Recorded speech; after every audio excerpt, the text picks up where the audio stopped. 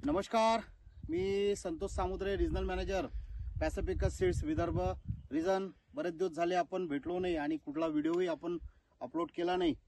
शेतकरी बंधूंनो, आता रब्बी हंगामाची खूप लगबग चालू आहे आणि गव्हाची पेरणी आपल्या एरियामध्ये खूप जोराशोरात चालू आहे आणि मार्केटमध्ये जर सगळीकडे पाहतोय एकच हवा चालू आहे, पॅसिफिका 9294, पॅसिफिका दामिनी ह्या गव्हाची।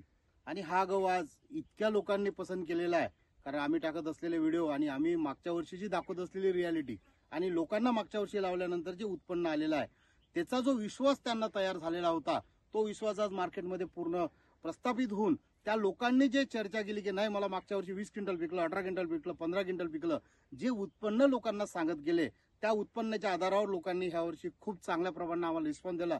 त्याबद्दल मी सर्व शेतकरी बांधवांचे आज इथे ह्या व्हिडिओच्या माध्यमातून खूप खूप आभार मानतो आणि असंच प्रेम आमच्या पूर्ण पॅसिफिका फॅमिलीवर राहावं अशी मी इच्छा व्यक्त करतो। आज आम्ही शमलाई तालुका, शमलाई हे गाव तालुका कारंजा या ठिकाणी, कारंजाहून अगदी मला वाटते 10-12 किलोमीटर असेल, 10-12 किलोमीटर अंतरावर आहे आणि इथे मंगेश भाऊ धाने पाटील आणि किरण भाऊ धाने पाटील यांच्या शेतामध्ये आज आम्ही उभा आहे। आज इथे लाईव्ह प्लॉट मध्ये उभा आहे, ज्यांनी 38 बॅग 9294 याच्या खरेदी केलेल्या आहे आणि त्यांच्या शेतामध्ये त्यांची लागवड चालू आहे। आपण उजव्या बाजूला दाखवू शकतो की त्यांची लागवड इकडे झाली आहे आणि इकडे त्यांची लागवड आता चालू आहे। ज्यांनी 38 बॅग 9294 लावण्याची तयारी दाखवलेली आहे आणि ते लावत आहे आणि त्यांच्याकडे आज आपण लाईव्ह पेरणीला सुद्धा इथे उपस्थित आहे। 9294 हे वाण कसं आहे, त्यांना कसं माहीत पडलं आणि ते 38 बॅगाची निवड का बरं करताय याबद्दल आपण मंगेश भाऊलाच आपण त्यांच्या शेतावरून लाईव्ह प्लॉटवरून आज आपण भेटूया आणि त्यांना विचारूया। मंगेश भाऊ नमस्कार, तुमचा पूर्ण परिचय थोडा देसाल? मंगेश लक्ष्मणराव धाने, मुक्काम शेमलाई, तालुका कारंजा, जिल्हा वाशी। मोबाईल नंबर सांगा तुमचा? Mobile number 9309198173। मंगेश भाऊ, शेती किती आहे आपल्याकडे? माझ्याकडे 95 एकर शेती। बाप रे बाप, 95 एकराचे शेतकरी आहे आणि 95 एकराचं नियोजन जर बघितलं तर म्हणजे वाख्यांना जोग आहे। जे आम्ही कदाचित आता बऱ्याच शेतात फिरतो, 4 एकर 5 एकरातलंही शेताचं नियोजन आपण थोडंसं ढासाळल्या पद्धत नसतो, पण मी थोडंसं माझ्या सावदेला म्हणेल की थोडं दाखव की बघा यांची शेती बघा किती सुरळीत आणि सुंदर पद्धतीने त्यांनी एकदम डेव्हलप केलेली आहे।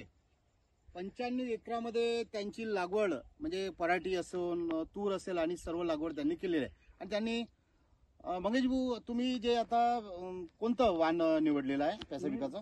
9294। किती बॅग घेतलेल्या आहे? मी 38 बॅगा घेतल्या। कुठून घेतल्या? मी साई कृषी केंद्र साई कृषी केंद्र कामरगाव यांनी खरेदी केलेला आहे। 38 बॅग यांनी खरेदी केलेल्या आहे आणि 38 बॅग लावताय। तुमचा पूर्ण गहू किती आहे? माझा समजा ह्या 20 एकराचा आहे 20 एकर। हा, याच्यानंतर मी अजून 20 एकराचा 20 एकर।